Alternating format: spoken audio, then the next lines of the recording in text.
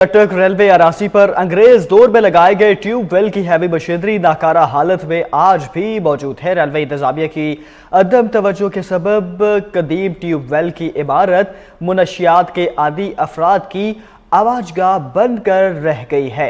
इस हवाले से मजीद तफसीलात बताएंगे अटक से नदीम हैदर अपनी इस रिपोर्ट में।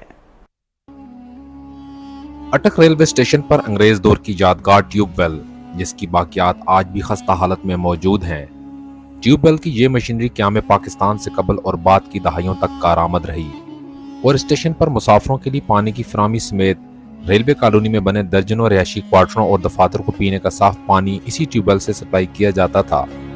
बरतानिया और अमेरिकन कंपनियों की बनी हुई ये हैवी मशीनरी डीजल से चलती थी जो सैकड़ों फुट गहराई में मौजूद जेर ज़मीन पानी को निकाल कर हजारों लोगों की पानी की जरूरत को पूरा करती थी।